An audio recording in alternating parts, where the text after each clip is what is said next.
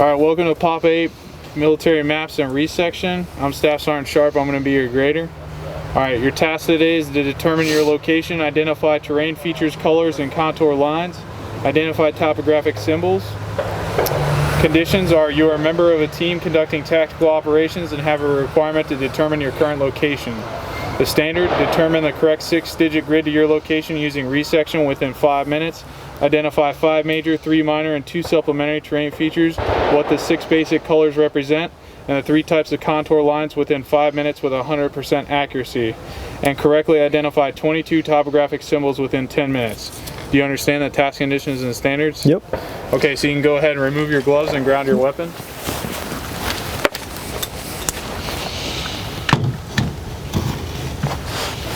Hold on the table legs.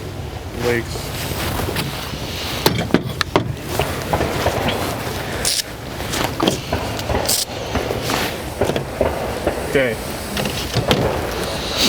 Now you can sit down or you can stand up, whichever you choose. You're gonna stand? Yep, I'm gonna stand. Okay. Alright, you now have 5 minutes to identify the 6 colors using the blank lines here, and the 3 types of contour lines, and then the 5 terrain features, the major and the major, and then the 3 minor, and then the 2 supplementary off the map here, utilizing your word bank and matching the correct letter up with each terrain feature. Do you understand? I understand. All zeros? Yep. 5, 4, 3, 2, 1, begin. Alright, so narrate what you're doing. Alright, using the sheet of paper where it says 6 basic colors, I'd write down each individual color and give a description of what each one of them represents.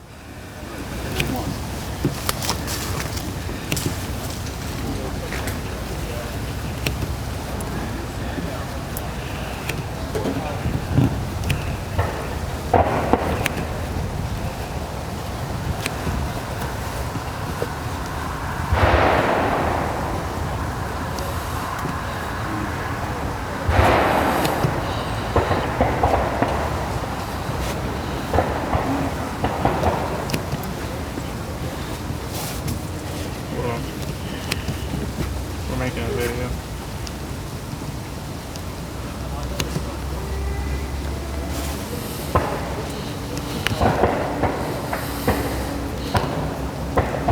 Alright, so go ahead and state out loud what all those are. So, for each color, you'd write down blue for water, green for vegetation, black, man-made or buildings, brown is contour lines or elevation, red, cultural features. Red-brown is also cultural features, but it is red light readable. After you have done that, you'd move on to your contour lines. You'd write down each individual contour line, which would be index, intermediate, and supplementary. From there, you'd move on to your word bank to find each individual terrain features. So from here, you'd match up the letters. So if it says A is hill, you'd come up to your map, you'd find your hill, and you'd put an A in that box. You'd keep going and do the same thing. B, saddle, you look at each individual terrain feature, find where the saddle is, and match that letter with that terrain feature. Just go down through all of them. Okay. So each terrain feature would be your hill, valley, saddle, ridge, depression. Your 3 minors would be your cliff, draw, and spur, and your 2 supplementaries would be your cut and fill.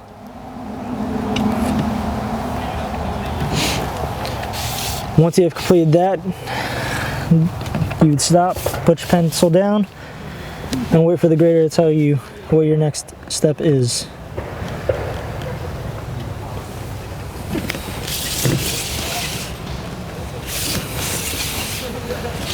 Okay, at that time, if the candidate's done, I'd stop the time, and then I'd go over my answer key and I'd evaluate each one of his responses. Alright, looks like all of his responses are correct. I go over his blank lines, make sure that the colors he's written down all match up with the description. His 3 types of contour lines are all correct. Alright, so he'd be a go at that, and then he'd move on to the next step of the task. Alright, so now You have 10 minutes to identify the 22 topographic symbols on the map. Reset the clock, all zeros. Yep. 5, 4, 3, 2, 1, begin. All right, from here, using our word bank, there's 22 individual topographical symbols. All we would have to do is match each one of these numbers with the actual topographical symbol itself. Say which one as you do it. So for this word bank, obviously 1 through 22, during test day we'll move them around so that you cannot be able to memorize them.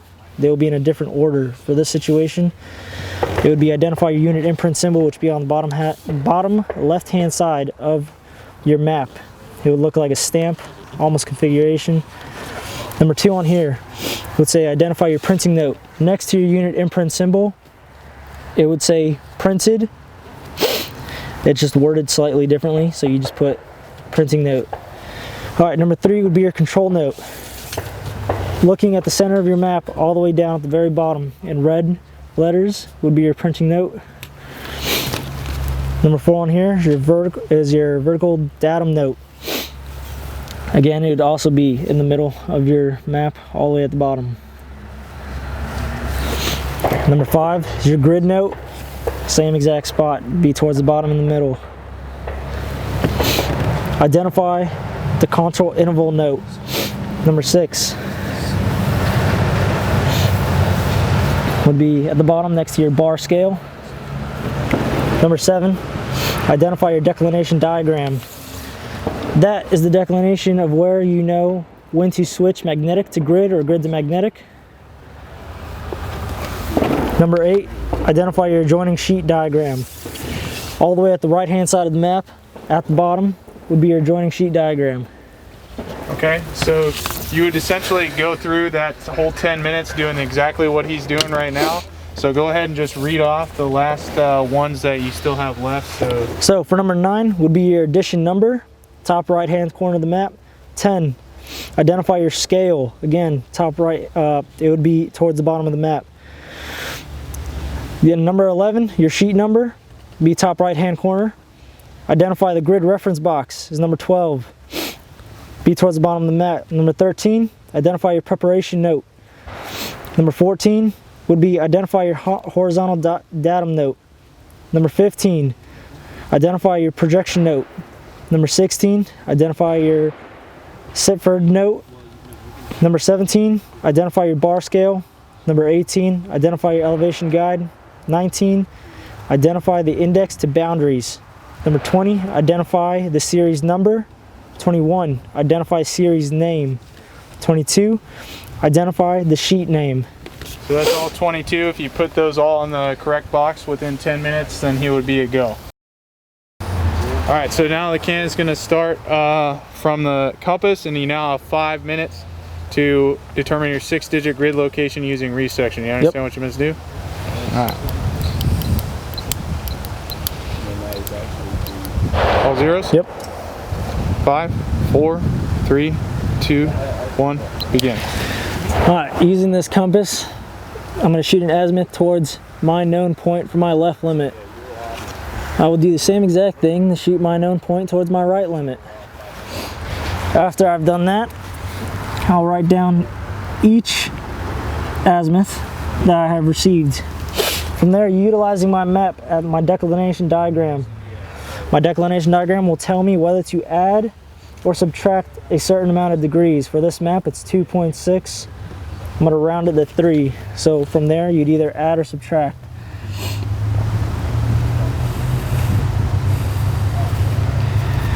So if your azimuth is originally over 180 degrees, you subtract 180 degrees. If it is over 180, you subtract, and if it's under 180, you'd add 180.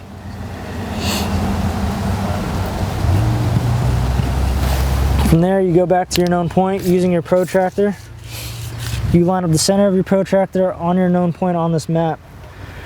From there, you can grab a piece of paper,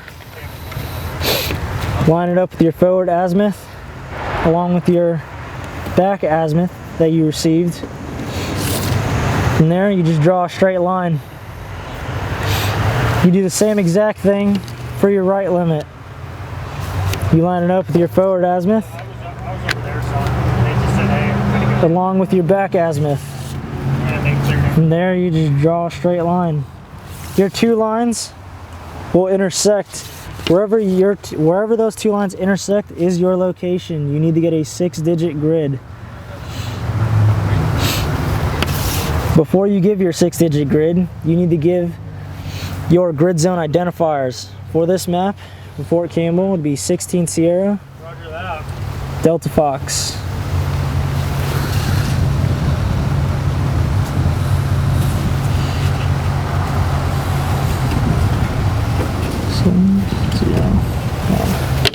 With a 6-digit grid.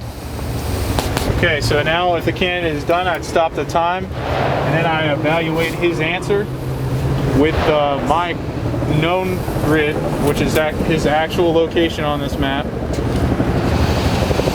and I compare it. And if it's within 100 meters of the actual grid, then the candidate would be a go.